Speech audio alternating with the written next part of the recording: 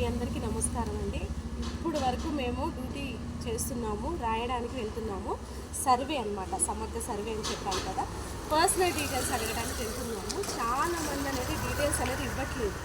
వెళ్ళిపోండి, మా ఆధార్ డీటెయిల్స్ ఎందుకు, మా ప్రాపర్టీ గురించి మీకు ఎందుకు, మా పిల్లలు చదువుకుంటే మీకు ఎందుకు, ఇలా మాట్లాడుతున్నారు. స్లమ్ ఏరియాలో కూడా ఇవ్వడానికి ఎవరు ఇష్టపడట్లేదు.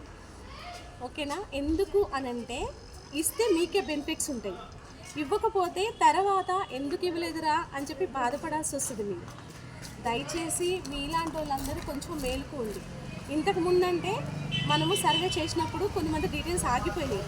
మొన్నగా రీసెంట్గా అప్లికేషన్స్ ఇచ్చినప్పుడు కూడా ఆధార్ కార్డ్ నెంబర్స్ తీసుకోలేదు, రేషన్ కార్డు లేనోళ్ళు ఉన్నారు, మహాలక్ష్మి రానోళ్ళు ఉన్నారు, గ్యాస్ రానోళ్ళు ఉన్నారు.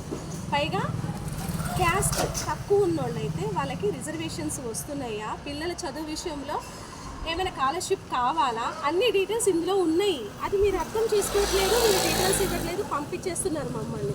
మేము తిరిగిందంతా వేస్ట్ అవుతుంది. మీకోసమే కదా మేము వర్క్ చేసేది. కొంచెం ప్లీజ్ అందరూ దయచేసి సపోర్ట్ చేయండి. మా అందరికీ మాకు డీటెయిల్స్ ఇవ్వండి. మీకు ఎటువంటి ప్రాబ్లం ఉండదు. మేమేం బ్యాంక్ అకౌంట్ నెంబర్ అడగట్లేదు, జస్ట్ అకౌంట్ ఉందా లేదో అడుగుతున్నాము, ఆధార్ నెంబర్ అడుగుతున్నాము, మీ పిల్లలు ఎన్ని మంది అడుగుతున్నారు, ఎన్ని మంది ఇంట్లో ఉంటున్నారా, అద్దెంట్లో ఉంటున్నారా, అవి మాత్రమే అడుగుతున్నాము.